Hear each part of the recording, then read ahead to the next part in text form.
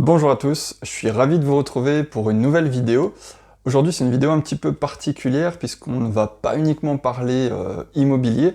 Je vais vous retracer mon parcours, je vais vous expliquer mes différentes reconversions. C'est une vidéo qui me tient à cœur et j'ai décidé de la faire tout simplement parce que j'ai eu beaucoup de retours sous ce post-là quand j'ai parlé de ma reconversion de prof de l'éducation nationale vers le métier d'agent immobilier. J'ai eu beaucoup de retours sur des gens qui souhaitaient savoir comment on se reconvertit, pourquoi je me suis reconverti. Donc voilà, j'ai décidé de vous faire une vidéo qui va retracer mon parcours et qui, je l'espère, pourra vous aider si vous êtes vous-même en reconversion ou si vous avez le projet, en tout cas, de changer de domaine. C'est parti!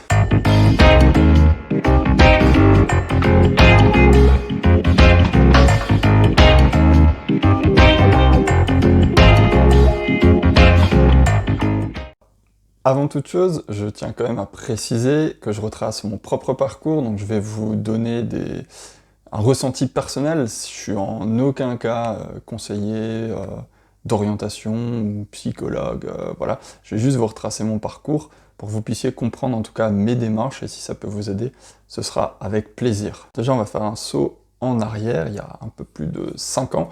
Je décide d'arrêter la banque, le métier de conseiller clientèle, en particulier pour préparer en candidat libre le concours de professeur des écoles.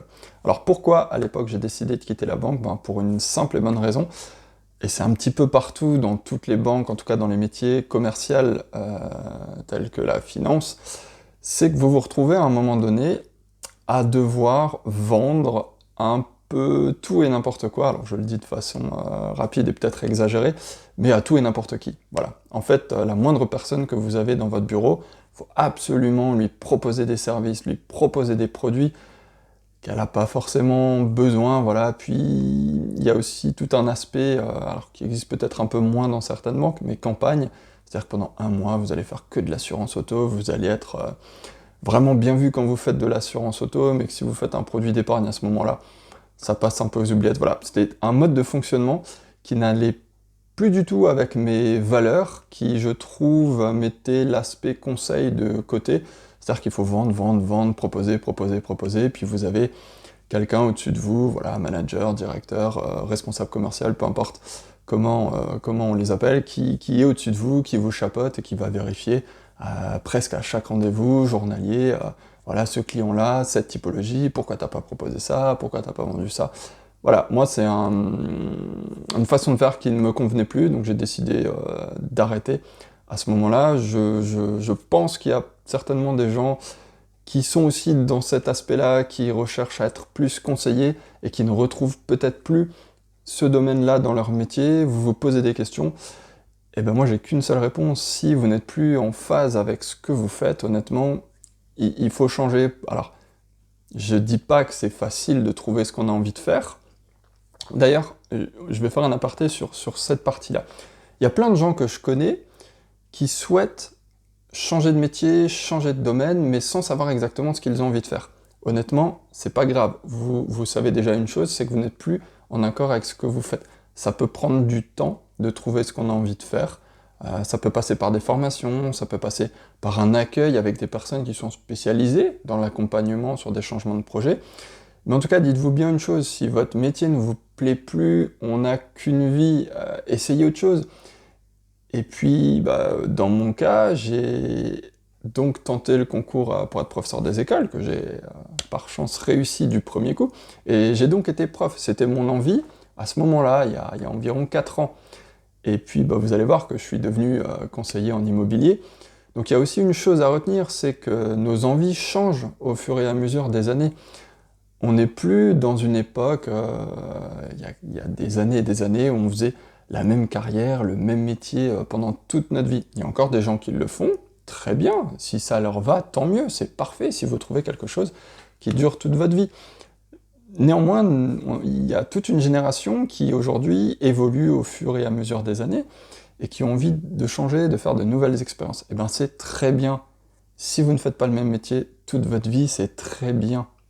Gardez à l'esprit que c'est pas quelque chose de négatif de se reconvertir. Il y a plein de gens qui vont vous dire quand vous avez un projet: «Oh, ne le fais pas, mais ça va jamais marcher, c'est pas un projet porteur». Alors si vous devenez entrepreneur et que vous travaillez à votre compte, il y a encore d'autres risques qui peuvent être financiers, le fait d'avoir peur de ne pas avoir de salaire tous les mois.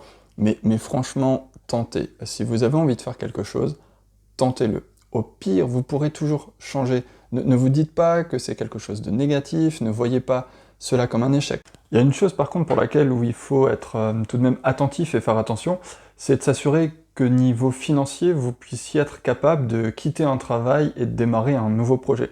Alors en France, il y a quand même pas mal de solutions qui peuvent s'offrir à vous, notamment la rupture conventionnelle qui permet de toucher le chômage et de pouvoir créer une entreprise, ou en tout cas d'avoir le temps de réfléchir à un nouveau projet.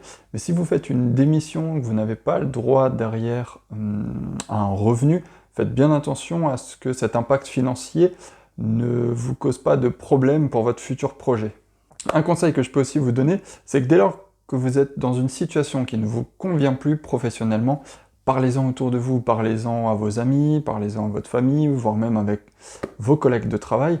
En tout cas, c'est toujours important d'avoir un appui psychologique pour être serein dans la décision ou non de changer de voie professionnelle.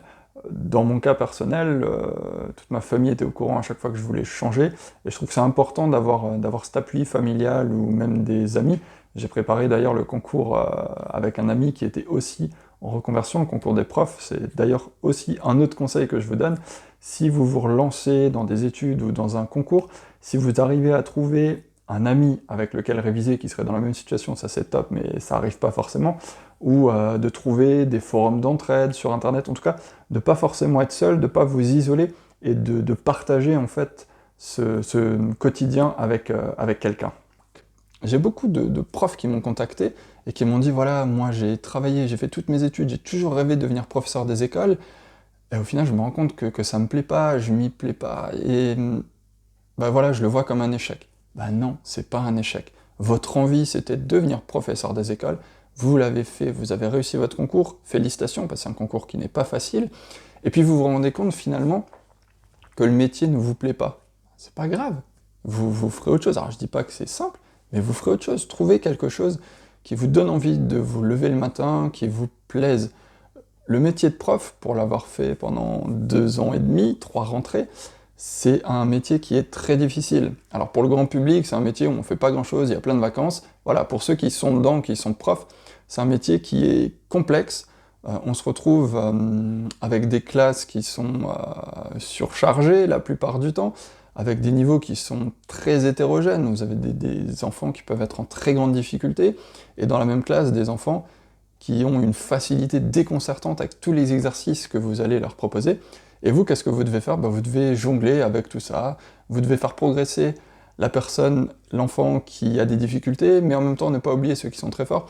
Honnêtement, moi, c'était quelque chose que je n'arrivais pas, franchement, quand vous avez 20 élèves pour les toutes petites classes, mais pour la plupart 28, 29, 30, arriver à ce que tout le monde progresse, arriver à proposer 3, 4 exercices différents pour chaque thématique pour que tout le monde s'y retrouve, moi j'y arrivais pas, et puis se retrouver avec des enfants finalement toute la journée, ne pas avoir de discussion d'adultes, c'est quelque chose moi qui était devenu pesant. Donc j'ai décidé de changer, de repasser sur un métier commercial. C'était quand même quelque chose que j'appréciais, tout ce qui est challenge, se mesurer aux autres, mais en n'ayant plus quelqu'un au-dessus de moi, en ayant moi-même la responsabilité de mon agenda, moi-même la responsabilité de mes résultats, et voilà, je fais aujourd'hui comme j'en ai envie, et ça me va très bien. Est-ce que dans 5 ans j'aurai une autre envie? Je sais pas, peut-être. Aujourd'hui, ce que j'ai envie de faire, c'est ça, donc je le fais. Voilà comment moi je fonctionne, et j'invite tous ceux qui aujourd'hui réfléchissent à une reconversion à y réfléchir sérieusement. N'ayez pas peur de quitter votre emploi, ce sera une autre expérience, et puis si vous avez envie de changer 3 à 4 ans plus tard, eh bien changez. Aujourd'hui, on n'est pas amené à être catalogué dans une case, ben voilà, t'as commencé banquier, tu seras banquier toute ta vie. Non. Même notre personne, elle évolue au gré des rencontres qu'on va faire, elle évolue au gré des expériences qu'on a, et on n'est pas la même personne qu'il y a 10 ans, donc ça paraît aussi logique que nos envies ne soient pas les mêmes. Franchement, testez, voilà, c'est tout ce que j'ai à vous dire. Testez, On sera jamais sûr et certain de nos choix. Par contre, si c'est quelque chose qui vous plaît, faites-le à fond et voilà, allez-y, c'est tous les conseils que je peux vous donner. Si vous avez des questions sur comment on devient agent immobilier, sur le passage de concours être prof, ou comment faire une rupture dans l'éducation nationale, puisque c'est possible aujourd'hui, vous pouvez me les poser, je serai ravi de pouvoir vous aider, mais en tout cas, voilà, testez, ne soyez pas enfermés dans une case.